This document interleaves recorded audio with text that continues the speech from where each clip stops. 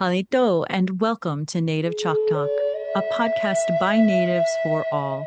Here we're keeping our Native ancestors' stories and history alive, while also sharing with you our Native culture, traditions, and more. I'm Rachel Youngman, a Choctaw originally from Anadarko, Oklahoma. I hope you'll enjoy this journey with me as we learn from our Native American guests. And I hope you'll do me a favor. Feel free to like and share these episodes. I so appreciate it. Yakoki.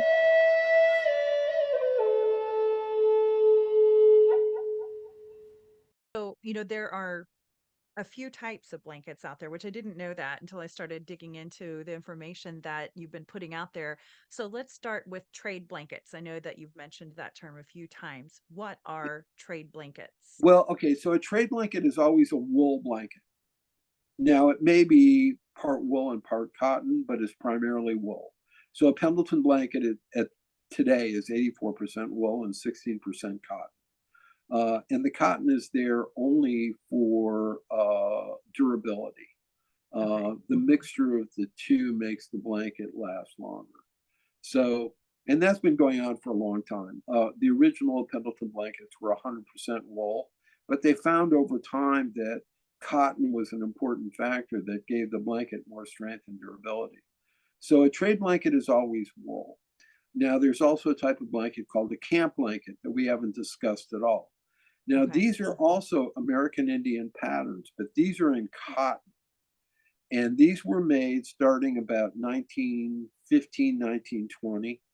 They were made in huge quantities, made in the millions, because cotton could be sold for about a tenth the price of a wool blanket.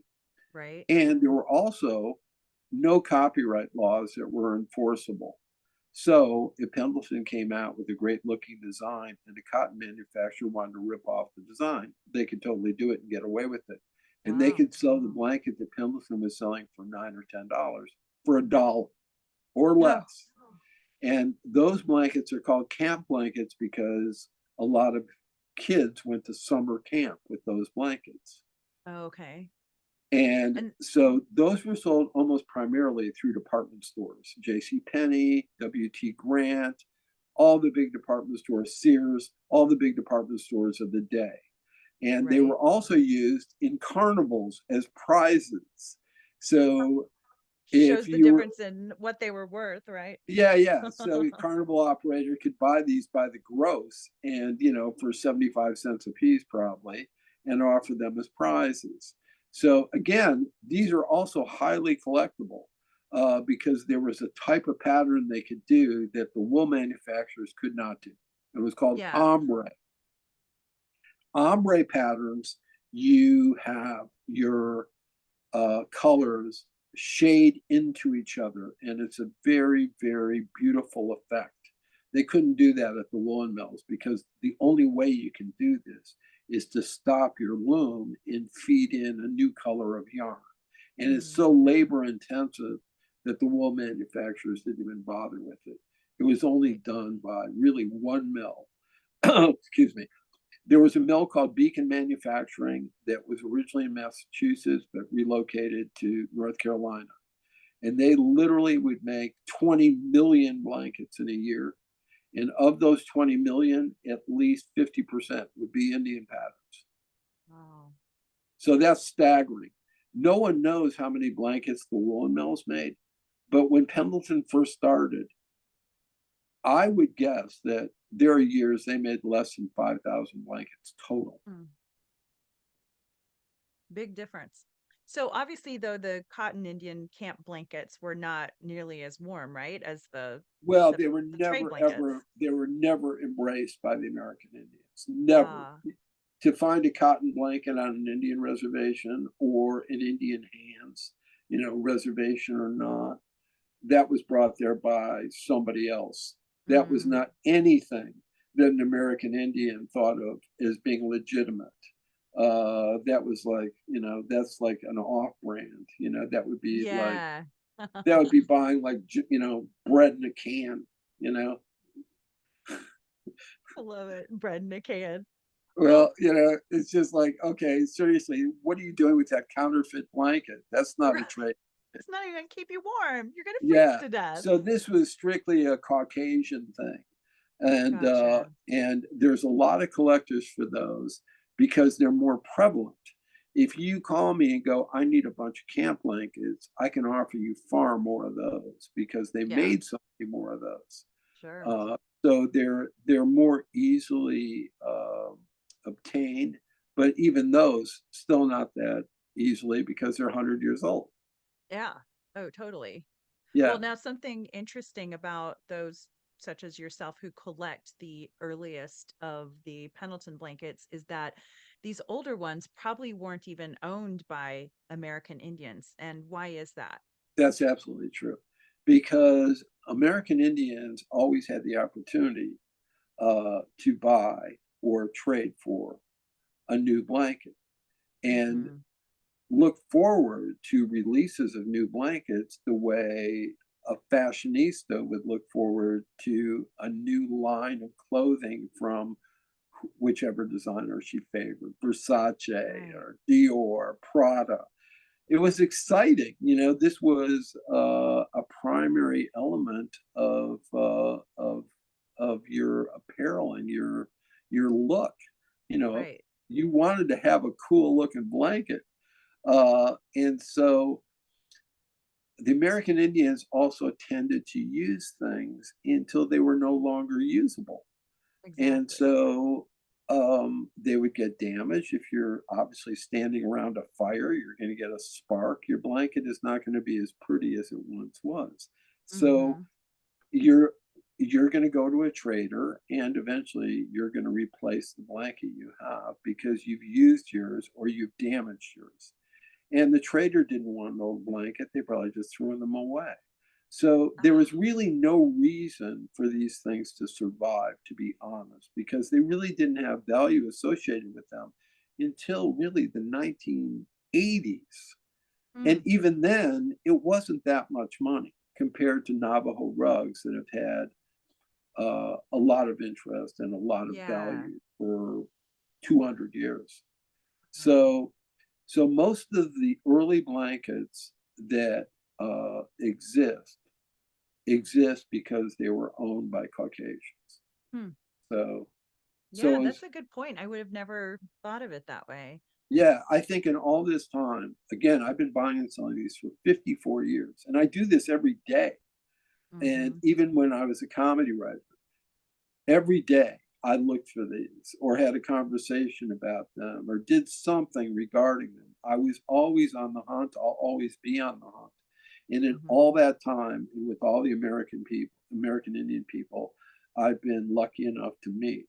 I think I've bought 3 blankets out of 50,000 that belong Hmm. to American Indians. Wow. And again, it's because they've used them until they're completely worn out, or they're Yeah, buried with someone, or they're given away as gifts among their tribe still. So it exactly. makes sense. Yeah. And also, when I talk to American Indians, they always seem to. Someone in the family always remembers. Oh yeah, I'm pretty sure we have this blanket that belonged to our great grandmother, but Mm. they never seem to materialize. So I Right. don't know. I don't know if they just don't want to show them to me or they actually don't have them. It's interesting when you hear family stories. Either non-Indian or American Indian, the family story is always so glamorized. I've been offered, I think, 1,000 rifles that have belonged to General Custer, 500 axes, that belong to Sitting Bull. They never tell the story Wow. where they go, oh, yeah, this was owned by some no name person. It's Right. always, yeah, it's always, oh, yeah, this was George Washington's. This was. Of So course. every day I hear from someone that tells me this ridiculous story, that basically they've been fed by their family. They have no reason to disbelieve it. It's descended in the family, Right. believe it. But they'll be showing me something that was made literally last Tuesday. And they'll say the family story is that we've owned this for 300 years. Oh, okay. Well, Amazing. yeah, it is amazing. So, I um, love that. That's probably so you collectors must hear that all the time. Well, collectors are a very odd group of people to begin with. So, hearing them tell odd stories is expected. It just comes with the You should talk to territory. a fishing rod collector, for example. If you talk to a fly fishing rod collector, those people will talk to you literally about varnish for days on end. That's Because the hilarious. makers of what they consider the very best fly fishing rods, they all had their own formula for varnish. And so Mm, these people so can literally, exciting. yeah, exactly. Well, they talk about the same thing with antique violins like Stradivarius. They'll talk Yeah, about the yeah. varnish on the. So anyway, collectors are very odd people, usually, social misfits. Well, in the Pendleton collectors world, there are some highly desired colors, right? What are those colors? Well, the really the colors that are really in demand are primarily black and red, but any primary color. What Pendleton made the most of were brown blankets. Mm, So, because even 100 years ago, neutral colors were the fashion. And so, for every 10 blankets they made, 8 or 9 of them would basically be brown, with okay, other colors in them, but on a brown field. right. So, if you start collecting blankets, if you make 2 phone calls, you can own 10 brown blankets pretty quickly. Gotcha. So Yeah. then you go, okay, I've got enough brown blankets. Now let me find these other colors. Well, they're harder to find and more expensive. Oh, So, yeah. I'm sure and you've if you get a discovered black that and over the red years. one with a great design, then it's going to cost money. But I should add, people wonder about the prices of these things. And they might sound like a lot, but they're actually modest if you compare them to Navajo weavings. Uh, Mm. privately, privately, the world record for a Navajo weaving is over $2 million. Oh, oh, But Navajo blankets have sold for huge amounts of money.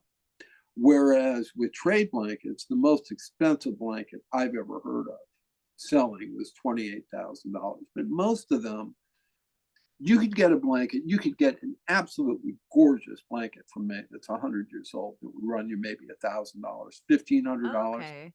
and it'd be incredible. And that really, you mentioned earlier that Pendleton blankets are expensive. And right now, with tax and everything else, they're probably about $300. Hmm. So I'm talking about a blanket that's 100 years old that's 5 times the price of that. Right. And in collector's terms, that's cheap fun. Because if you take $1,500 and try to buy a vintage Navajo rug, you'll get maybe one of the 4 corners of the rug rather than the whole rug.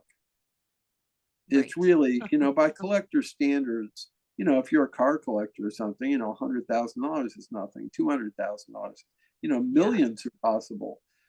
So for a large amount of money, you could buy a major collection of these blankets. So what have you probably sold your most expensive blanket for?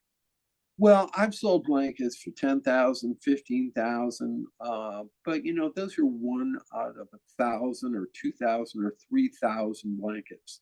Hmm. I've sold blankets as cheap as $100. It just Right. depends on the blanket and the condition and the pattern. All that criteria has to be taken into context. And I'm sure. because I've done this for so long, I really try to go overboard in pricing them correctly. And because I've handled so many blankets, I sort of have a pretty good idea of how rare something is, Yeah. and also how desirable it is. It can be really rare and still be really ugly. True. And if it's ugly, it's not going to carry a big price tag. Like I said, with the jacket that DiCaprio wore, I had this thing for sale for years. I think I offered it to people for $100 and they just went, you got to be kidding, you know? Now look. Oh my Yeah, God. now that blanket is, I couldn't buy that blanket from Apple for $1 million. It's the ugly duckling blanket. I love it. Exactly. So proud But of it. again, DiCaprio puts it on and suddenly it's transformed Oh, into, it's the yeah. equivalent of what used to be a mink stole. And it's one of those brown ones, right? So Oh God, it's horrible. It's It's mustard and ivory and brown, and it's just ugly. It's just ugly. So funny. I love Yeah. it. But I wouldn't have thought that it was ugly when I saw it. I remember seeing it in the movie Oh and just no, not I have thinking people write anything me of all the it. But time. God, what a great jacket! And I'm thinking, okay, I have 350 blankets here that would make that jacket look like, it should be thrown into, you know. I bet. You talked about the condition of the blankets. If they're not in good condition, is there an Yeah, expert out there that can repair these blankets they're or not repairable at all. Now, oh, Navajo rugs are repairable okay. because uh, they are not woven densely enough, or so densely rather, where they can't get a needle in between the stitches to rework it. With Yeah, these blankets, with hundreds, if not thousands, of stitches to the inch, it's impossible to make a repair that's invisible. I Impossible. bet. I bet. I've never seen anyone do it. Now, there's some people who are better at it than others, but you can tell it's been repaired. There's no Ah, question. good So, to and I should add that the earlier and rarer the blanket, the more forgivable damage is. If you know you're mm, never going to see another one of these things and it's spectacular, but it's got a stain that won't come out or it's got a tear, it's still a collectible blanket. The price goes down though. It's what I tell okay. people is what I tell people is I don't know if this is really a good equation, but if you have a Ferrari, everyone knows a Ferrari is a valuable commodity. But if a Ferrari is in a head-on collision, it's scrap metal.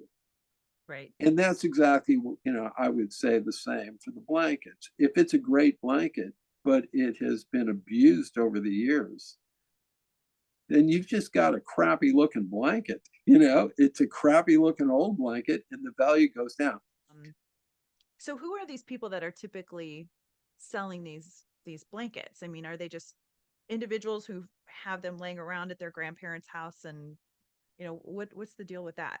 Oh, well, that's a good question. Well, a lot of people contact me just the way the people from Killers of the Flower Moon found me. There's no Mm, dealers. All the people that deal in Navajo rugs, they don't deal in these at all. They don't understand them. They don't really know how to value them. They usually just refer people to me. So it's interesting, how these people always seem to arrive at my doorstep. And usually they are inherited, or there's something they bought at a garage sale, or a friend gave it to them. And hmm, they never know what it is. And I always tell them accurately what it is and what they have. I right. don't mislead them. And then I ask them if it's for sale, they can consign it to me, or I'll buy it outright, whatever they want. Um, they just sort of show up where they show up, just sort of like everything in the antique world. You Right. don't really know what's out there. You're hoping there's more than you can imagine, but that seems to be less true every year because once Mm, they go into collections, they're absorbed and they don't come on the market again, probably mm, during my lifetime. So most of the blankets I've sold, I will never see again, nor will anyone else unless they go to the yeah. collector's home. So, Yeah. um, and how many 100-year-old blankets in great shape are out there? Probably not a whole bunch. So Right. again, it's a very poor choice of occupations for me. I think more than anything Please don't else. change a thing. Yeah. Just keep doing it. So I mean, who yeah, else am it's I just gonna go to when I want to ask about a Pendleton? well, You yeah, know? you can ask me because again, I'm not being other than the phone calls I've received while we're talking, which are probably from total strangers. Um, because I'm not dealing with these things every second of the day because I can't get my hands on them. Uh, I am trending right now though because of this movie. So I'll fade That's back into awesome. obscurity quickly, but because of this movie, the blankets have gotten a lot of attention, which is really the main thing. Dang. It is. I'm not trying to promote myself. I'm trying to promote how beautiful I think these blankets are. And Yeah. I've always thought that, and even before I was selling them. Now, of course, there's money to be made on occasion, so, I can't say that I'm disinclined to sell them because of the money. What I love most is placing beautiful blankets in the hands of people who appreciate them. And I am much less motivated by profit than I am in just promoting the blankets. I think they're an important part of American history. I think they're beautiful. I think they're still an essential part of American Indian life. And I just think, I don't know, I've collected a lot of things over the years. If you came to my house, you'd be shocked and you'd want to leave, but you'd be amazed at what I collect. I mean, it's just No, I my, think I would be dumbfounded. I love this kind of thing. And I'm looking at, for those of you who are just listening, head over to YouTube to watch the video because we are on video and you can see these beautiful blankets behind Barry right now. I mean, how many blankets do you typically have at one time there? well, I usually have between 300 and 400, but it's Wow. the other things that I have. Yeah. For example, I also deal in rocks and minerals. So Okay. last week I made a small purchase of 25 tons of rocks. So that's Holy. 50,000 pounds. I collect about, I don't know, 20 different things. And quite frankly, to be honest with you, my house scares me. I walk in and I go, oh my God, a sociopath lives here. Who can live here? You know, just the dusting aspect alone is out Oh, of I bet. control. But look how much fun you're having. You know, I mean, I'm there are having some people fun, that but don't have this really, kind of fun. I think I have very deep-seated problems. You know, I look around here and I go, this is a psychiatrist's dream come true. You know, in the I room love it where though. I'm in the room where I'm speaking right now, the entire ceiling, the ceiling, not the walls, are covered with antique kites. Awesome. Way awesome. You You know, sell it's those too? awesome if you're visiting. If you live here, if you had a room that your husband had adorned with antique kites on the ceiling, you might not be as pleased. That's all I can Now, say. are there rocks around your bedroom as well? Blankets There's all rocks over your everywhere. There's rocks in my front yard. There's rocks in my backyard. There's rocks in the bathroom. There's rocks everywhere. um, do you have any blankets that you'll never sell that will always be a permanent part of your collection? Um, that's a very good question. I have a wall that maybe you can see Mhm. behind me that has 16 blankets that are hanging up. Can you see those? Yes. Or any of them? Beautiful. Okay, Yep. so that's a rack system that a friend of mine built many years ago. And the blankets that are on that wall, some of them are very important, very valuable blankets. And there's others that are really not of that caliber at all, that are very inexpensive, that'd be worth, $500, $600, $700. Right. Um, and for some reason, I think it's strictly because I'm lazy. I never take a blanket off that wall. Hmm. So there's 16 blankets there. And I guess in answer to your question, I've never sold any of those blankets, so I guess they're not for sale. And I had one there that a guy who was obviously completely insane offered me $20,000 for. It wasn't worth anything like that. And I said no. I have no idea why. And so the blanket is still there, which is ridiculous. Oh, It it wow. wasn't worth a fraction of that. I guess I was just in a surly mood that day. I didn't particularly like this guy. Okay. So No, don't touch my blankets. yeah, so it was just no because I didn't like him, you know. It wasn't it wasn't anything to do with the value. I should have just grabbed the money, but no. So there was a very important Wow. politician. I can't mention his name because he's no longer with us, but I threw him out of my house. Whoa. I didn't like the way he was talking to his wife, so I told him he had to leave. Oh, I thought you were going Yeah. to say I didn't like the way he was talking to my blankets. No, well, it was over the blankets that the conversation was taking place, but he Yeah. was being so disrespectful to his wife that I just told him Rude. he needed to, sort of take a little hike. And Good for so, you.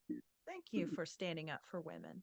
That's well, great. I think that's important. I have a very, very spectacular girlfriend that I've told you about in a previous Yes. conversation. I worship her, and I have two Oh, daughters that I worship, and women should run the world. I really believe that. So Amazing. Hello to Barry's daughters and yeah. girlfriend. Yeah. I mean, look what's going on in the world. This is all created by men. So I how can't women put disagree up with you. how women put up with men is beyond me. So, if someone would like to take a peek at your blankets and talk business, what's the best way to get in touch with you? Well, that's easy. I'm on Instagram. I have my website. If you just look up Barry Friedman blankets, you will find me. Okay, And then if perfect. you're in Phoenix, Arizona, if you want to come by, you're more than welcome to come by. There's no obligation to buy ever. You'll have to listen to my stories, which is punishing, but there's really no obligation to buy. Like I said, I actually am upset when I sell a blanket. So, Oh, I it, bet. Like, it, are you sure you want to buy that from me? yeah, I mean, really, sometimes I'll go, yeah, I don't think you really want that. Why don't you look at this one over here? So Steer I'm them very, away from it. yeah, I'm a very reluctant seller. So, I but bet. people are always welcome here because I like giving tutorials and showing them the difference Yeah. between one blanket from another. This is really something that I'm deeply involved in for no apparent reason other than I have mental issues. But When I think that people that come in there should hopefully they've listened to this podcast and they can hear how much you love and care about these blankets and what they mean to not just yourself but also to our history and all of that. So hopefully people that come into your place of business will also respect what they're looking at. well, And by the way, again, yeah, I'm sorry. I'm sorry. I have a terrible you're fine. habit of interrupting people, but Me too. these are so important historically. Yeah. When you look at someone like Chief Joseph, who I consider one of the greatest people who ever lived in any Mhm. culture, when you see him wrapped in a blanket, and know that this is something that was an important thing to him, or you see Geronimo wearing a blanket that he personally picked out, undoubtedly. These are major historical figures that valued these things. It's not just me, some knucklehead in Phoenix, Arizona. These have a real history and a resonance and have been popular for 125 years plus for very good reason because they're gorgeous. And they're Right. also, everyone has to own a blanket. You've got to keep warm at some point. I don't care where you So live. true. It's a staple item. And these are much more beautiful than what you're going to buy at your local department store. There's really an amazing history to these things that I think surprises most people, including Mhm. American Indian people. And Yeah, so for I sure. really, I really enjoy always talking to American Indian people, as you and I have discussed. I grew up in Cleveland, Ohio, so we had the Cleveland Indians baseball team, Mhm. but I never dreamed that I would be lecturing to American Indian people or meeting American Indian people. I Right. didn't know a single American Indian person.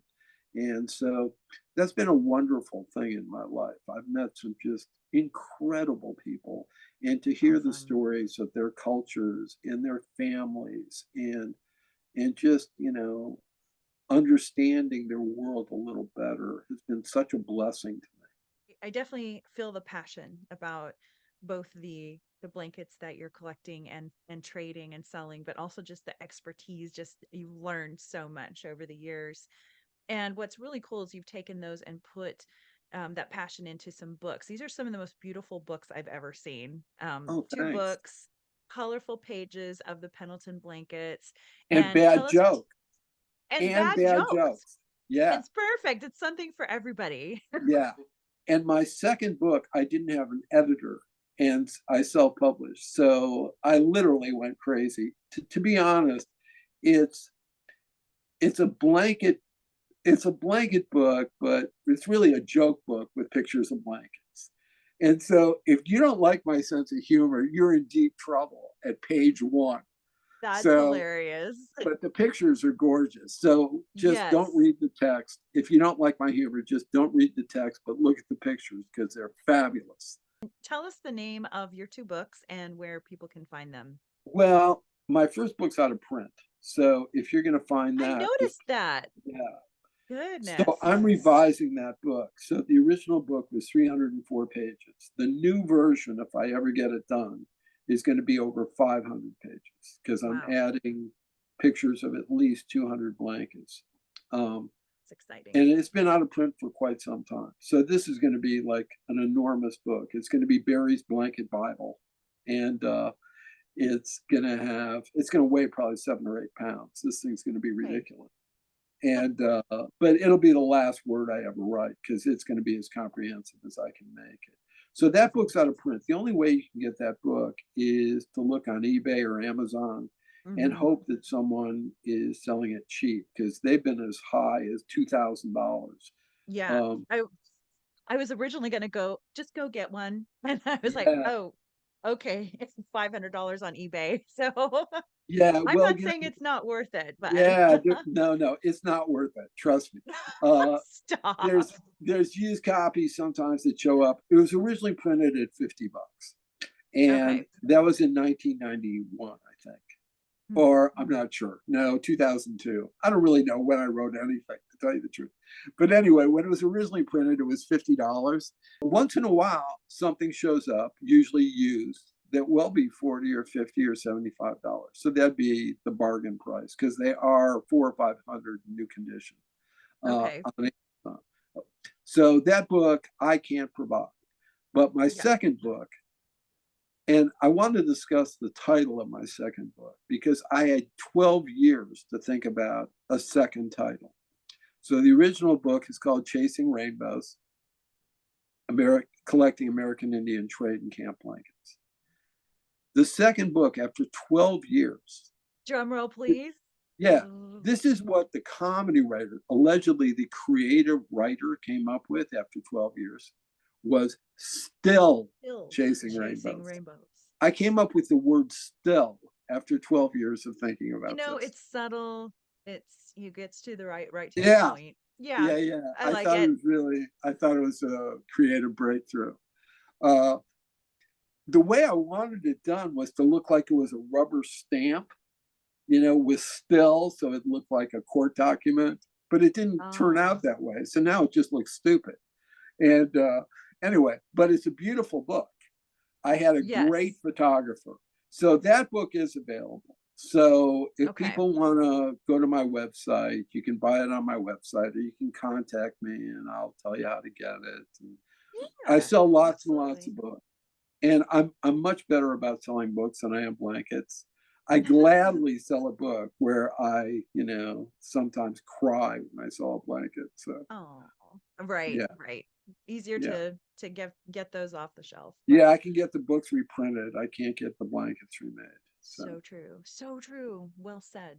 All right. I promised you listeners that I'd have a special request for those of you who own Pendleton blankets. Would you do me a favor? Feel free to send me a photo of yourself with your favorite Pendleton blanket or blankets, and I'll be sure to feature you on my Native Chalk Talk Facebook page. And I'll also put your name in for a drawing to win a Native Chalk Talk t shirt.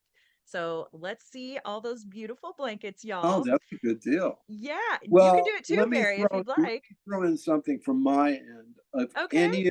If any of your listeners want a blanket identified and or appraised for free with no obligation whatsoever, just get a hold of me. My email and my contact information is easily available. Just send me a picture. I'll tell you what you have.